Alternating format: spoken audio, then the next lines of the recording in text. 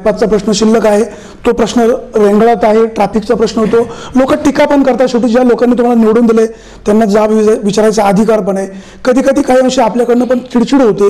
लोक जी तक्रार करतात, टीका करतात, चूक काय, प्रश्न मार्गी लागत नाही. चिडचिड होण्याचा काही प्रश्नच नाही ना. वस्तुस्थिती काय, तुम्ही असं म्हणता ही ट्रॅफिक सगळीकडेच असते, वेगळं काय असं म्हणणं, असं म्हणणं म्हणजे असं मी कधीच म्हणाल नाही. असं तुम्ही नारायणगावच्या सभेमध्ये म्हणाले की औरंगाबादला ट्रॅफिक होते, सगळीकडे ट्रॅफिक होते, हे तिथे वेगळं काय आहे? हे वेगळं असं आहे. तुमच्याकडनं लोकांना खूप अपेक्षा आहेत. जनतेला असं वाटतं की हा आमचा खासदार आहे, आमच्या जीवाभावाचा खासदार आहे. लोकांनी अपेक्षा व्यक्त करणं चूक काय? मी तुम्हाला सांगतो, स्पष्टपणे सांगतो, ट्रॅफिकची समस्या सगळ्या भारताभर आहे, सगळ्या महाराष्ट्राभर आहे, सगळीकडेच आहे. परंतु त्याचं जास्त राजकीय भांडवल हे फक्त माझ्या भोवतीच केलं जातं. मला सांगा, कुठल्या खासदाराला, महाराष्ट्रातल्या 48 खासदारापैकी कुठल्या खासदाराला टार्गेट केलं जात आहे? कुठल्या खासदारावर टीका होते? सुप्रिया सुळे सुद्धा बारामतीच्या खासदार आहेत, त्यांचा हिंजवडी मतदारसंघ असेल किंवा पुणे सातारामधलं ह्या रूटवर किती मोठ्या प्रमाणात ट्रॅफिक तिकडे केलं नाही. ऐका ना, सगळ्या महाराष्ट्रामध्ये माझ्यावर टीका करणारी लोक ही फक्त ठराविक विशिष्ट टार्गेट करून माझ्यावर पर्सनली टीका करतात, पण वस्तुस्थितीचं भान घेत नाही, वस्तुस्थितीची जाण घेत नाही. मी तुम्हाला सांगतो, हा प्रकल्प 2010 पासून मीच ह्या प्रकल्पाच्या पाठीमागे लागलो. 2010ला मी सुरुवात केली. हा प्रकल्प, हा रस्ता व्हावा खेड ते सिन्नर. 2010, 11, 12ला प्रकल्प दिल्लीमध्ये सबमिट केला. 13ला मंजुरी झाली, 14ला काम चालू झालं. 139 किलोमीटर पैकी 112 किलोमीटर रस्ता पूर्ण झालेला आहे. 80-81% काम पूर्ण झालेलं आहे. 5 ठिकाणी दुर्दैवानं ज्या ठिकाणी बायपासेस आहेत त्या ठिकाणी कामं प्रलंबित आहेत. याचं एकमेव कारण म्हणजे जागेचं भूसंपादन झालेलं नाही. आता ज्या अर्थी जागेचं जर भूसंपादन झालं नाही, ठेकेदारांना हात वर केले की आम्हाला जागा नाहीये, त्यामुळे आम्ही काम करू शकत नाही, अशा परिस्थितीमध्ये ही जबाबदारी राज्य सरकारची आहे. भूसंपादन करून देणं, त्या शेतकऱ्यांना मोबदला देणं सरकारचं आपलंच आहे. प्रश्न तो नाही. मी राजकारणात जात नाही. मी केंद्र सरकार आणि राज्य सरकार हे म्हणतोय, जबाबदारी आयडेंटिफाय करतोय. मी माझं सरकार आहे का कोणाचं सरकार याच्याशी देणं घेणं नाही. प्रक्रिया मार्गी लागत नाही. तुम्ही समजून घ्या, वस्तुस्थिती ही आहे की प्रक्रिया कोणाची असेल, काही बाकी लोकांची जबाबदारी नाही.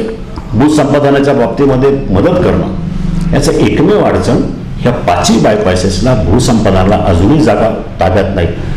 जवळजवळ 100 कोटी रुपयाचं जागेची मोबदला वाटायचा बाकी ठेवला आणि तो भूसंपादन अधिकाऱ्यानं वाटायला विलंब होतोय म्हणून त्या हायकोर्टाकडे दिलेला आहे. तो विलंब का होतो? शेतकऱ्याच्या घरामध्ये 2-2, 3-3 भाऊ, त्यांची सामायिक जमीन, त्या जमिनीमध्ये त्यांचा कायदेशीर तिढा निर्माण झाला, भावाभावामध्ये वाद झाला. हा म्हणतो मला पैसे पाहिजे, तो म्हणतो मला पैसे पाहिजे. त्यांच्या भांडणामुळे पैशाचं वाटप झालं नाही. परिणामी त्या एकमेव कारणामुळे भूसंपादन झालं नाही आणि भूसंपादन न झाल्यामुळे ही बायपासेस पूर्ण झाले नाही. त्याचा एक विचार करा की इतके दिवस समजा 139 किलोमीटर पैकी 112 किलोमीटर रस्त्याचं काम होतं, मग 27 किलोमीटर करण्यासाठी काय अडचण आहे? जबाबदार कोण? प्रशासकीय यंत्रणा जबाबदार आहे, सरकार जबाबदार आहे.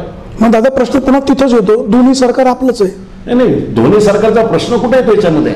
सरकार आपल्यामध्ये, याला सरकारमध्ये बाकी पाठपुरावा करायला कोणी दुसरं म्हणजे आता राष्ट्रवादी आले तर तुमच्या सरकारमध्ये नाही का? नाही सरकार त्यांचं नाही. त्यांना तुम्हाला रस्त्यावर तुम्ही आंदोलन करायला येतात, तुम्ही तिकडे जा ना, शेतकऱ्यांना समजून सांगा ना, ही जबाबदारी आहे ना.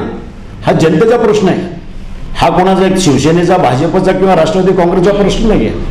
लोकांना त्रास होतो त्या फक्त शिवसेनेच्या लोकांना किंवा काँग्रेसच्या, त्यांनी सुद्धा मदत करायला हवी. सगळ्यांनी मदत करायला पाहिजे. हा सामाजिक प्रश्न आहे.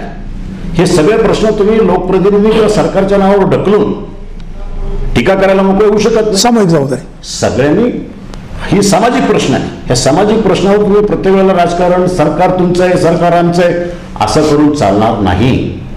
आज हे सगळी अडचण असताना मी तुम्हाला एक सांगतो की 10 वर्षापूर्वी पुणे नाशिक रस्त्यावर वाहतुकी जी होती ती 25,000 PCU पॅसेंजर कार युनिट 25,000च्या कमी होती.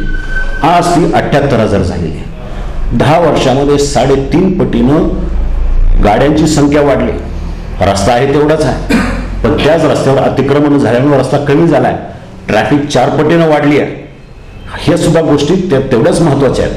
ह्याच्यावर सुद्धा मार्ग काढतो मी. बाकी महाराष्ट्रातले कोण खासदार करतं की नाही करतं मला माहिती नाही, पण मी त्याच्याही पुढे जाऊन आम्हाला कशी अडचण दूर करता येतील त्यासाठी, समजा उद्या बायपासचं काम होत नाही आहे म्हणून का गप्प बसायचं, मी त्याच्या पुढे गेलो. 6 महिन्यापासून मी गडकरी असेल किंवा रस्ते मंत्रालय असेल यांच्या मागं लागलोय. 1 वेळा नाही, 2 वेळा नाही, 20 बैठका घेतल्या आणि काही करून नारायणगावच्या बायपासचं उरलेलं काम आणि खेड घाटातलं उरलेलं काम ह्या दोन्ही ठिकाणी भूसंपादनाची काही गरज नसल्यामुळं ही कामं तरी लवकर करा म्हणून या 2 कामाचं वेगळं टेंडर काढलेलं आहे आणि 29 जानेवारीला त्याचं टेंडर ड्यू होईल आणि त्या कामाचा प्रश्न मार्गी लागेल, लवकरात लवकर तो सुटेल. ही माझी जबाबदारी आहे म्हणून मी करतोय. आज सगळ्याच गोष्टीला जरी मी जबाबदार असलो तरी नक्की आहे, पण लोकांनी वस्तुस्थिती समजून घ्या. प्रत्येक साईडना दोष देण्यापेक्षा वस्तुस्थिती करा. ट्रॅफिकमध्ये अतिक्रमण आहे, रस्त्यांमध्ये अतिक्रमण आहे, त्या अतिक्रमण हे जनतेच्या पुढे मांडत का नाही ह्या समस्या? माहिती नाहीत का जनतेला? स्वतः माहिती कसं असेल? आता जे अतिक्रमण करतात त्यांना माहिती नाही. त्याच्या तुम्ही खेडचे चाकणचं अतिक्रमण काढलं म्हणजे ज्या ठिकाणी अतिक्रमण असेल ते कायदेशीर मार्गाने काढायला पण हवं. हो ठीक आहे ना, हे सगळं ही वस्तुस्थिती आहे आणि अनेक वेळा अनेक माध्यमातून ही अडचणी मांडत आलेलं आहे.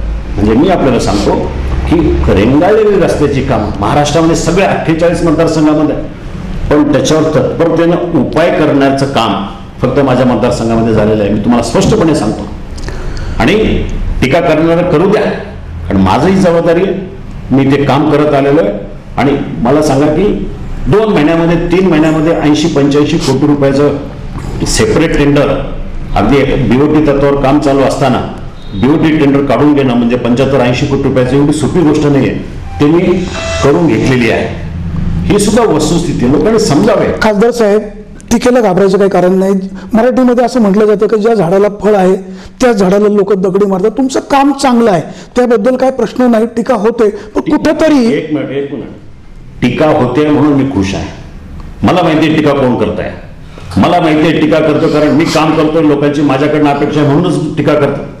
निष्क्रिय एखादा माणूस असेल तर त्याच्यावर टीका होणार नाही, त्याच्याकडनं अपेक्षा पण होणार नाही. ज्या झाडाला चांगली फळं आहे तिथं दगडी मारले जातात आणि मी टीकेला कधी घाबरलोच नाही. त्यामुळे टीकेला मी घाबरलो किंवा त्याची चिंता करायचं काही कारणच नाही. तो माझा विषय.